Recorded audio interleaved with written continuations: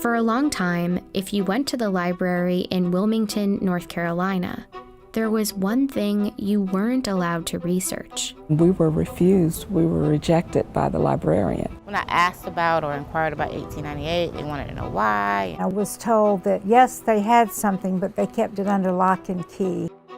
The story of Wilmington in 1898 still isn't widely known. What happened here on what's now just this empty patch of grass would radically change racial politics in North Carolina. This is the story of an American election, but also of something we don't usually find in American history: the violent overthrow of a democratically elected government.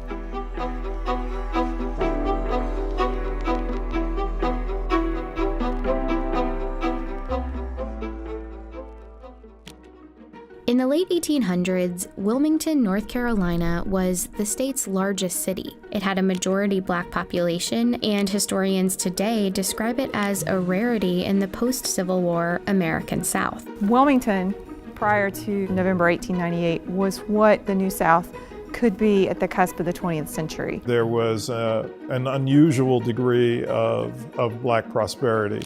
In Wilmington, there were successful Black entrepreneurs, doctors, teachers, but also Black elected officials. And for a time, that was true throughout the state. Take a look at the politicians on this poster of the 1889 North Carolina House of Representatives. Here at the bottom are Black Republican representatives, some from Wilmington. North Carolina also sent 4 Black Republicans to the U.S. Congress between 1875 and 1899. The Democratic and Republican parties of 1898 in many ways occupied opposite parts of the political spectrum than they do today. Most African Americans were voting for the Republican Party, and the Democratic Party was white voters almost exclusively. White supremacy was the central focus of the platform for the Democratic Party. Republicans in North Carolina were successful in part because of a third party called the Populist Party, made up of mostly white farmers fed up with the tough economic times. North Carolina populists joined up with Republicans to form what they called the Fusion Party. And in the elections of 1894 and 1896, the Fusion Party defeated the Democrats in sweeping victories statewide. That meant North Carolina now had a government that shared power between Black and white politicians, including a newly elected Republican governor. Together, they moved towards reforms that would favor Black Americans and working-class whites. This was something that the Democratic Party folks were simply not going to accept. A multiracial government wasn't just a disappointment for Democrats. It was more like a humiliation. They needed a plan to take back control of the state in the next election. So party leaders like Furnifold Simmons, future U.S. Senator, Charles Aycock, future North Carolina governor, and this man, Alfred Moore Waddell, came up with one: to beat the Fusion Party by luring white populist voters away from their alliance with Black voters. Wilmington, with a large Black population and a local fusion government in power, would be a focus of their campaign. The state Democratic Party handbook for 1898 laid out their goal: consolidate the white vote by stoking white anger and resentment. It said, "This is a white man's country, and white men must control and govern it." Their most effective tool was the media. One of North Carolina's biggest newspapers was a Democratic Party mouthpiece. It ran racist political cartoons throughout 1898. Not everybody was literate in 1898, but to see a political cartoon of the type that ran, you may not be able to read it, but you know exactly what it means. Many of the cartoons were centered on the threat of Negro rule, even though the fusion government was mostly white. They also played up another fear. Black men threatening white women became a theme. White men need to do all that they can to protect white womanhood. This was all part of North Carolina Democratic strategy, but it echoed the national racist rhetoric of the time. In one speech that Democrats printed in a Wilmington paper, a prominent Georgia writer named Rebecca Felton said, "If it takes lynching a Black man a day to protect white womanhood, I say lynch." Her speech prompted a Wilmington black man named Alex Manley, owner of the Black-run Daily Record newspaper, to respond with a column. He made a simple observation that, at the time, was shocking. That white women who had liaisons with black men did so voluntarily and enthusiastically. Manley wrote, "Every Negro lynched is called a big burly black brute, when in fact many were sufficiently attractive for white girls to fall in love with them." Manley pretty much said, in a nutshell, sometimes white women choose to be with black men. Manley's editorial became another tool for Democrats. Newspapers reprinted it, called it a horrid slander, and ran comments about it on a daily basis. It was just a few months before the election, and white voters were angry. By the time the election rolls around on November 8th, black voters, Republican voters, had been thoroughly intimidated here. By all accounts, the elections of 1898 were a sham. The Democratic Party had a paramilitary group called the Red Shirts. They attacked and blocked black residents from voting. At a rally just before the election, Alfred Moore Waddell provoked the crowds. He said, "Negro office holding ought at once and forever be brought to an end, even if we have to choke the current of the Cape Fear River with carcasses."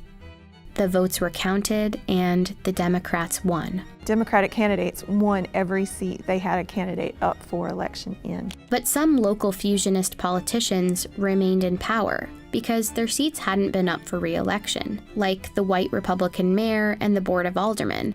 And of course, the election did nothing to undo the economic power black folks held in the city.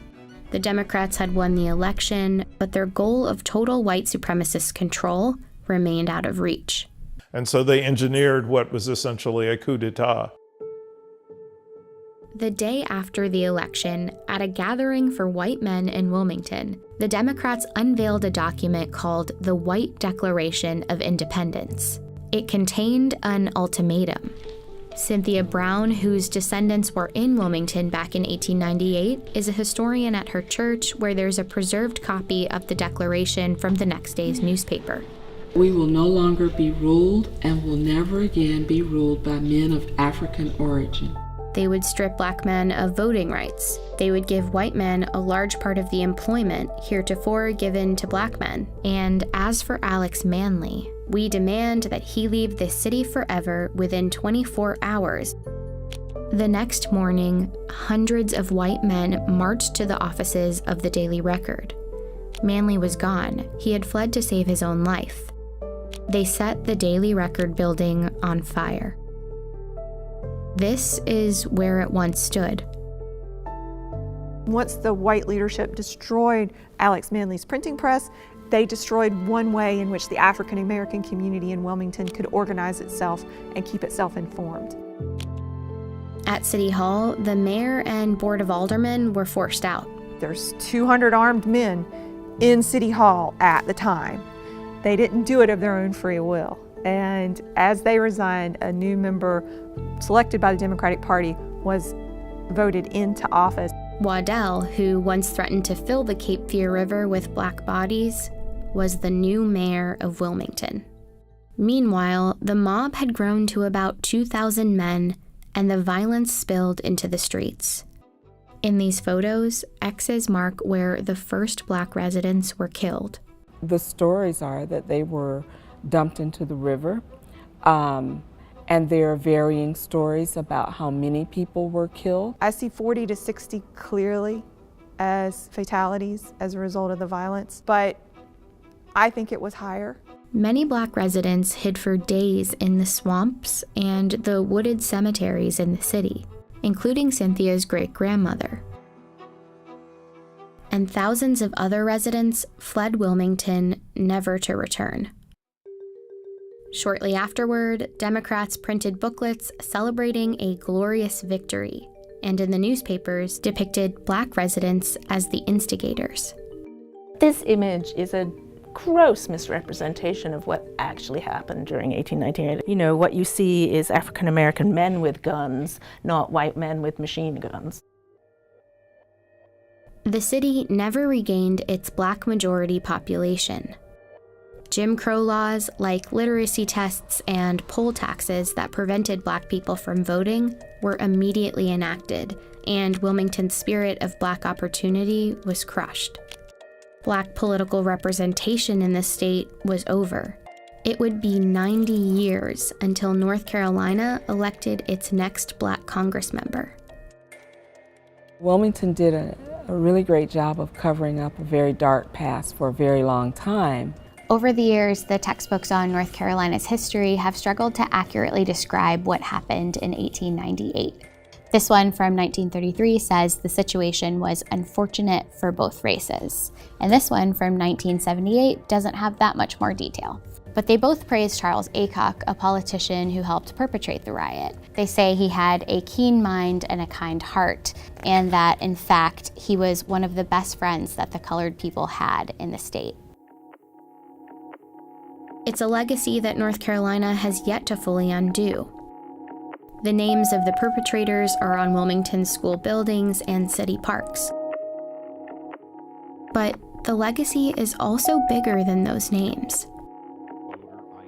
Turn on the news, and the state's long history of political suppression echoes. We turn to a strict new voter ID law in North Carolina. Racial gerrymandering and a push for new voting maps. The court says the Republican-led legislature redrew congressional districts along racial lines, violating the Constitution. There's a tremendous amount of intimidation that is still felt by the black community. It doesn't have to be mass mayhem and violence in the streets. The strategy shifts towards designing state laws in such a way that you could exclude blacks from voter participation. The subliminal pursuit of continuing the white Declaration of Independence. And if you don't see it for what it really is, it can happen all over again.